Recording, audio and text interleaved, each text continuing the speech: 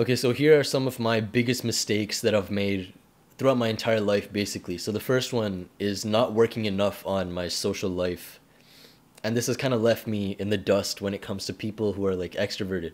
Now I'm working on it now, but I was really down in the depths for a really long time because I wasn't able to put my awareness towards that kind of social life. I wanted to be the lone wolf who just goes through life and gets everything done. And it worked. I'll be honest, it worked. But I don't think the cost was worth it. And this ties into the next point, which is don't try to self-flagellate. Don't self-hate to try and achieve things. I found myself doing this a lot, way too much, and you might too. Because generally, when we think of going to the gym, when we think of, doing something hard, reading, meditating, we think of it as discipline. We need to be disciplined to get this done. We need to be disciplined to go to the gym, work out hard. But that's not right. If you need discipline to do those things, you're not doing it right. I feel happy when I go to the gym. Why is that? It's because I've learned to spike dopamine from the effort itself. I don't care what I do at the gym. I could just go there, I could lift maybe 2 weights. If I went to the gym, I did a little bit of lifting, I'm done. I succeeded for the day. At least that's how it was before. I got to a point where that was not enough. So I had to keep on building up, and now I follow a routine. I used to try to use that kind of a discipline to get myself ahead, and sometimes it worked. I self-hated to get myself to the top. But at the same time, I felt empty. Like, okay, I'm working out. I'm going to achieve my goals, but when I achieved it, it was like, okay, this is it.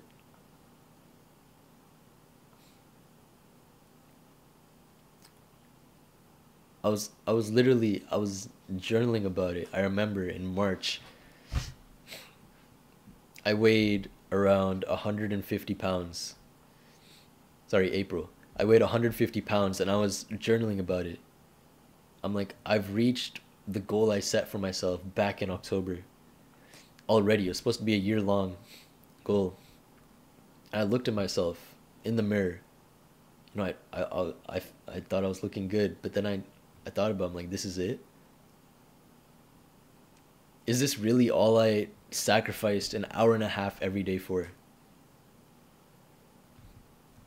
And that was the day I felt the most demotivated throughout, I would say, my entire life.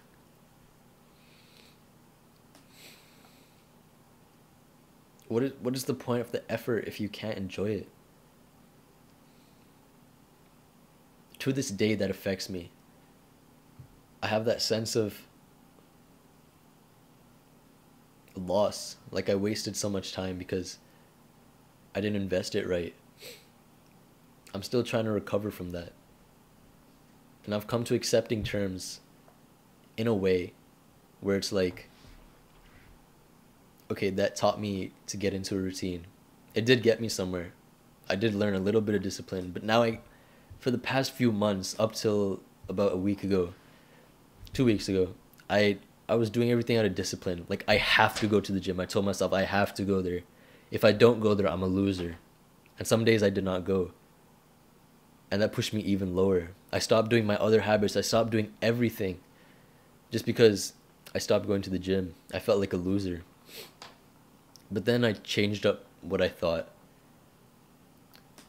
I'm like, okay, if I don't go to the gym, then sure, I'm a loser. But then I was looking over my workout routine. This was the same workout routine that I would follow when I was working out very, very hard. Like when I work out, I have like this level of intensity. It's like like if you bother me, I won't listen. Like I just won't listen to you. Like I could hear you, but I won't listen to you. I didn't feel that anymore because I was just going there just because I wanted to beat my old self. Because I beat my old self up for not following that kind of routine. Now I just go there because I think, okay, if I go to the gym, even for a little bit today, I'm winning. If I read even a little bit today, I'm winning. And you grow off of that. Do not self harm, self hate, just to try and achieve something big, because everyone does that. It's nothing special. Being the lone wolf will not get you anywhere. Now, what's the third biggest mistake? It's taking advice from old people. And this sounds weird. You're like, okay, but old people are the most wise people out there. Why shouldn't you talk to them, ask them for their opinions? Well, think about it like this. You're talking to someone who has gone through all life experiences. Someone who has maybe already achieved some level of success. Someone who's retired. And they don't really have much to lose anymore. So they're at this point where all they're really prioritizing is becoming more happy. But I'll tell you something, happiness is not the goal. My nose is blocked, bro. Happiness is not the goal.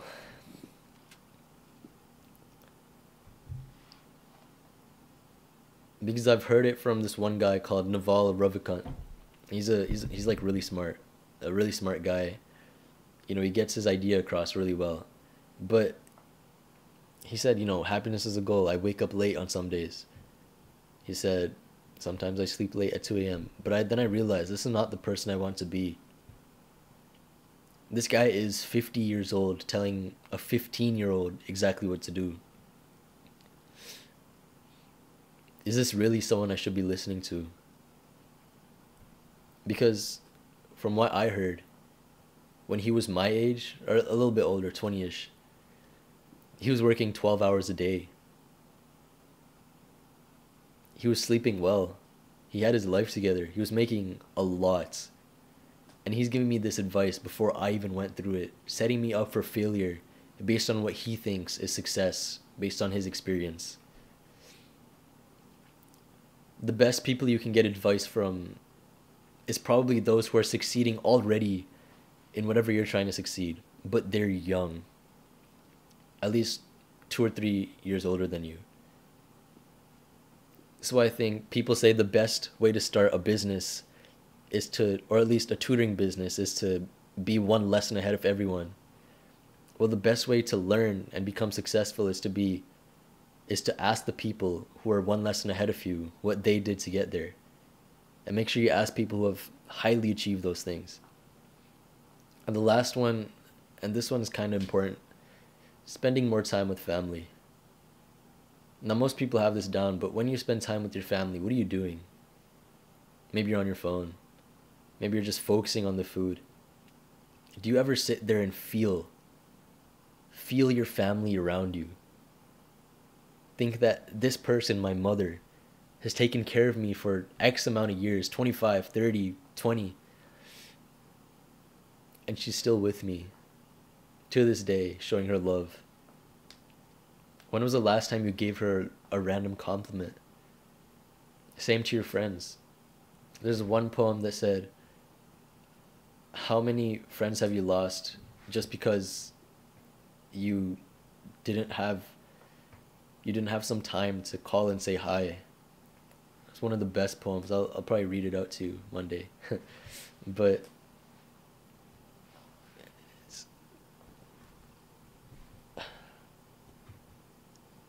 for me, work-life balance is hard, so maybe that's a personal thing, but generally, try to live your life while trying to improve yourself at the same time. And it's hard to get to balance that level of complacency and trying to achieve big things. And honestly, I don't think I've figured it out, but I'm getting closer. Every day I'm getting a little bit closer. And I think you can too. Men learn from their own mistakes, but wise men learn from the mistakes of others. And that's why I'm sharing mine. And my mistakes may not be valuable to those older than me. Maybe it is. Hopefully it is. It might not be. But I've definitely learned something that thousands, hundreds, millions of teenagers haven't learned yet. I'm grateful. I hope you learned something too.